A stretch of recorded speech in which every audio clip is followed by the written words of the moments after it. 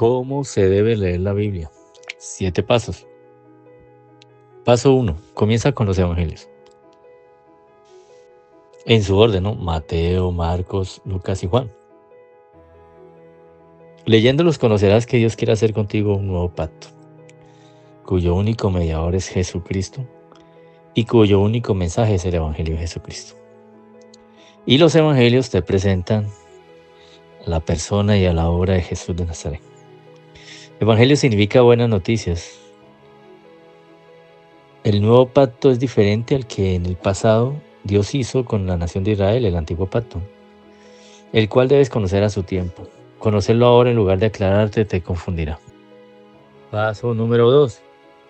Al terminar los evangelios comienzas con Hechos de los Apóstoles. Porque al leer este libro conocerás la verdadera historia de cómo comenzó la iglesia cristiana en el mundo. En este punto hay que hacer una aclaración. La iglesia no está conformada solo por los miembros de alguna institución, alguna congregación o denominación en particular, sino que la constituyen, como dice el apóstol Pablo en 1 Corintios capítulo 1, versículo 2, todos los que en cualquier lugar invocan el nombre de nuestro Señor Jesucristo. El término iglesia viene del griego eclesia, que a su vez viene de la acción ekletos, que significa escogidos. Y ellos no se escogen a sí mismos, es Dios quien los escoge. Paso número 3. Cuando termines de leer Hechos de los Apóstoles, continúa con las cartas del Nuevo Testamento en el orden que aparece, desde Romanos hasta Judas, que queda justo antes del Apocalipsis. Cuando llegues a Judas y termines de leerlo, detente allí y no vayas a seguir con el Apocalipsis, pues aún no tienes herramientas para comprenderlo y es un libro bien difícil. Recuerda que el objetivo de estos pasos es evitar que te confundas al leer la Biblia. Una mención especial. En las cartas del Nuevo Testamento está prácticamente la doctrina definida de la iglesia cristiana, es decir, lo que cree la iglesia cristiana. Dios utilizó a una persona como el apóstol Pablo para definir la doctrina y casi en su mayoría, aunque la labor del apóstol Pedro y Santiago, los demás, también en las cartas universales hicieron un gran aporte. Por lo tanto, los evangelios te plantean el conocer a la persona de Jesús de Nazaret, conocer lo que hizo por ti. Hechos de los Apóstoles te aporta la parte histórica de cómo se dieron las cosas después de que nuestro Señor partió y la iglesia comenzó con los apóstoles. Y las cartas del Nuevo Testamento se centran en la enseñanza. Los límites de enseñanza de la iglesia cristiana que tienen un solo nombre, la sana doctrina de la iglesia de Cristo. Paso número 4. Lee los Salmos, Proverbios, Eclesiastés y Cantar de los Cantares. Es decir, ya entras al Antiguo Testamento. Recuerda que te quedaste en Judas antes de Apocalipsis, entonces ahora vamos a coger de forma selectiva lo que en este momento podemos acercarnos del Antiguo Testamento sin confundirnos. ¿Ok? Al leerlos trata de ver cómo Dios se acerca a los hombres de una manera tan personal que nos aconseja como un padre amoroso.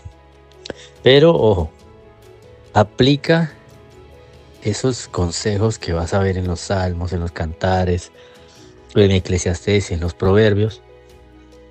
Aplícalos a tu diario vivir, pero no se te olvide tener en cuenta lo que ya has leído del Nuevo Testamento hasta el momento.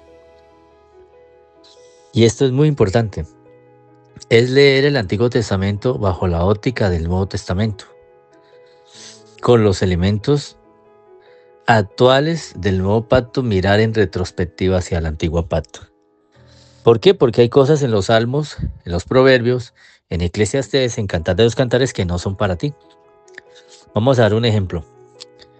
Compara el Salmo 137, versículos 9 y 10 del Antiguo Testamento, que dice así: Babilonios, dichosos el que les haga pagar por todo lo que nos han hecho. Dichoso el que agarre a tus pequeños bebés y los estrelle contra las rocas. Y comparémoslo con el Nuevo Testamento, una declaración del Señor Jesús, Mateo capítulo 5, versículos 43 y 44. Ustedes han oído que se dijo: ama a tu prójimo y odia a tu enemigo.